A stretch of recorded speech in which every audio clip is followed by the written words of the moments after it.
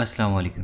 ایک تخت جو یمن سے یروشلم تک 2249 کلومیٹر دور ایک لمحے میں پہنچ جاتا ہے تو سوچیں اسے وہاں لانے والے الفاظ کتنے طاقتور ہوں گے۔ جو لوگ یہ سمجھتے ہیں کہ یہ کوئی جادو تھا تو یقین مانے دنیا کا سب سے طاقتور جادو بھی یہ نہیں کر پاتا، اور نہ آج کی جدید ٹیکنالوجی میں یہ ممکن ہے۔ جب ہزاروں کلومیٹر دور ایک پیغام ایک کلک پر ایک سیکنڈ میں پہنچ جاتا ہے، تخت پہنچنے کی سپیڈ اس سے بھی تیز تھی، کیونکہ اس کے پیچھے کوئی سائنس یا جادو نہیں تھا، بلکہ دو الفاظ، وہ الفاظ جو اس دنیا میں موجود ہر چیز سے بھاری اور طاقتور ہیں۔ ملکہ سبا کو جب حضرت سلیمان علیہ السلام کا پیغام ملا تو وہ آپ علیہ السلام کے پاس جانے کے لیے روانہ ہوئی، لیکن جانے سے پہلے اپنے تخت کو ایک ایسے کمرے میں لاک کر دیا جس کے آگے 7 کمرے تھے، اور اس تخت تک پہنچنے کے لیے پہلے 6 کمروں کو کھولنا پڑتا، جس کی چابیاں صرف ملکہ سبا کے پاس تھی۔ لیکن پھر بھی ملکہ سبا یروشلم سے 4.5 کلومیٹر دور تھی، تو آصف بن برخیا نے سیکنڈ سے بھی کم وقت میں حضرت سلیمان علیہ السلام کے پاس حاضر کر دیا، اور وہ بھی صرف 2 لفظ پڑھ کر۔ لیکن آج ہم ان 2 الفاظ کی طاقت کے بارے میں جانیں گے جن الفاظ کو اسم اعظم کہا جاتا ہے۔ قرآن میں ذکر ہے کہ اس شخص یعنی جسے کئی علماء آصف بن برخیا کہتے ہیں، اس کے پاس کتاب کا علم تھا۔ وہ علم اصل میں اسم اعظم تھا، جو علم اللہ نے طاقتور جنات کو بھی نہیں دیا تھا۔ اسم اعظم کو سادہ الفاظ سے سمجھنا ناممکن ہے، تاہم مثال سے اسم اعظم کی تعریف یوں بھی کی جا سکتی ہے کہ جس طرح حسن کو کسی نے اپنی اصلی وجود میں آج تک نہیں دیکھا، اور نہ ہی عشق کو آج تک کسی نے دیکھا، اسی طرح اللہ کے 99 ناموں کے علاوہ جتنے نام ہیں وہ اللہ تعالیٰ کی صفات ہیں، نہ کہ بذات خود اللہ، اور اللہ کی ذات تک پہنچنے کا نام اسم اعظم ہے۔ ایک جماعت کے مطابق اللہ کے اسم اعظم کے 73 حروف ہیں، جن میں 72 ظاہر ہیں، اور اللہ نے بس علم غیب میں ہم سے ایک حرف پوشیدہ رکھا، اور وہ ایک پوشیدہ حرف اللہ نے آصف بن برخیا کو عطا کیا تھا۔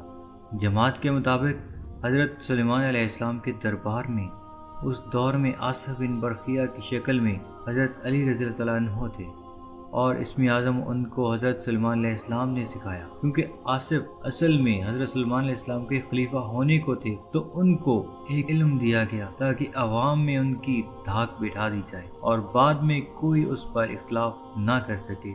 یعنی اس جماعت کے عقیدے کے نزدیک آصف بن برخیا اصل میں سلیمان علیہ السلام کے امام بنے، وہ ایک خاص علم رکھتے تھے، اور بعض کے نزدیک وہ حضرت علی رضی اللہ عنہ ہی تھے، اور اس دور میں وہ آصف بن برخیا کہلاتے۔ دوسری جماعت اس بارے میں مختلف رائے رکھتی، ان کا ماننا ہے کہ حضرت علی رضی اللہ عنہ نہیں، بلکہ وہ اللہ کے ایک ایسے بندے تھے جن کا ایمان مضبوط تھا، اور وہ ایک کامل ولی تھے۔ کئی علماء کا اس بارے میں بھی اختلاف کہ یہ نام آصف بن برخیا یہودیوں نے دیا، جبکہ ان کا نام یہ نہیں۔ اس حوالے سے پھر کبھی تو سبسکرائب اور ویڈیو کو لائک کہ جب آصف بن برخیا نے ملکہ سبا کا تخت حضرت سلیمان علیہ السلام کے پاس لانے کا ارادہ کیا، انہوں نے کہا یا حیو یا قیوم۔ حضرت عائشہ رضی اللہ عنہ سے مروی ایک حدیث میں ہے کہ آپ صلی اللہ علیہ وسلم نے ارشاد فرمایا کہ وہ اسم اعظم جس کے ساتھ حضرت آصف بن برخیا نے تخت سبا اٹھانے کی دعا کی تھی، وہ یا حیو یا قیوم تھی۔ اللہ تعالیٰ کی صفت حیو کے مطابق ایک عالم دین کا قول ہے کہ حیو وہ ذات ہے جو تمام امور انجام دیتی ہے اور ان کا ادراک کرتی ہے۔ جو شخص اسے کثرت سے پڑھتا رہے، اس کے ہر مردہ کام میں زندگی پڑ جائے گی، اور اس کا دل ہمیشہ زندہ رہے گا، اور اس کی روح اپنے پیدا کرنے والے کی طرف متوجہ رہے گی۔ تو کیا اسم اعظم یا حیو یا قیوم ہی ہے؟ اس بارے میں اختلاف، کیونکہ اسم اعظم وہ حروف ہیں جنہیں اللہ نے پوشیدہ رکھا۔ اللہ کے کسی بھی نام کے بارے میں یہ کہہ دینا کہ یہی اسم اعظم ہے، یہ درست نہیں۔ ابو محمد سے روایت ہے، وہ کہتے ہیں کہ رسول اللہ صلی اللہ علیہ وسلم نے فرمایا اسم اعظم 3 صورتوں میں ہے، سورہ بقرہ، سورہ آل عمران اور طٰہٰ، اور جب ہم نے ان صورتوں میں تلاش تو وہ الحی القیوم ہے۔ اللہ کے 99 نام سب کے سب اللہ کے تابع ہیں، جن کے ساتھ مل کر اور جن کے ساتھ مل کر پورے 100 ہو جاتے ہیں، اور جنت کے درجات بھی 100 ہیں۔ چنانچہ حدیث میں ہے کہ جنت کے درجے 100 ہیں اور ہر درجے کے درمیان 500 سال کی مسافت ہے۔ اور اسماء حسنہ کے بارے میں فرمایا کہ جو شخص انہیں یاد کرے وہ جنت میں داخل ہوگا۔ تو معلوم ہوا کہ اسماء کی تعداد جنت کے درجوں کے برابر ہے۔ اللہ نام کے اسم اعظم ہونے کی یہی دلیل بتائی جاتی ہے کہ باقی تمام نام اس نام کے تابع ہونے کی وجہ سے ہیں۔ جو شخص اللہ تعالیٰ کو اس کے کسی نام سے پکارتا ہے تو اس میں اس شخص کا حصہ ہوتا ہے، مگر اسم اللہ کے ساتھ پکارنے میں اس کا کوئی حصہ نہیں ملتا، کیونکہ وحدانیت میں کسی کا کوئی حصہ نہیں۔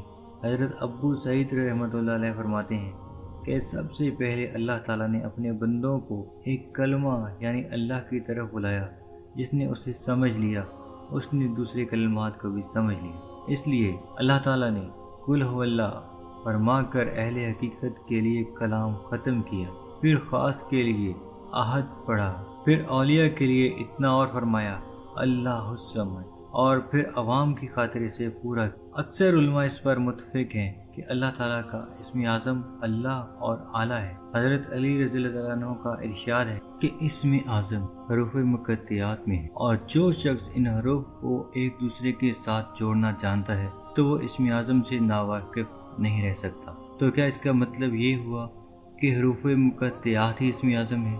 بعض علماء کا قول ہے کہ اسم اعظم احد الصمد ہے، بعض نے کہا کہ ذوالجلال والاکرام ہے، اور بعض نے کہا ربنا ہے۔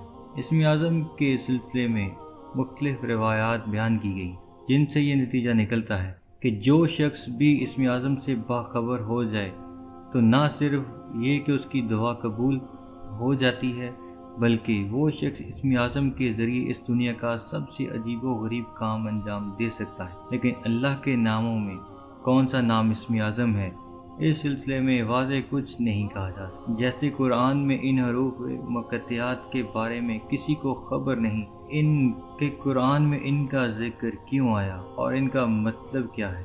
اس حوالے سے انشاءاللہ پھر کبھی بات ہوگی۔ ویڈیو کے آخر میں ایک بار اللہ تعالیٰ کا نام ضرور کمنٹ باکس میں ٹائپ کیجیے گا۔ جزاک اللہ۔ اللہ حافظ۔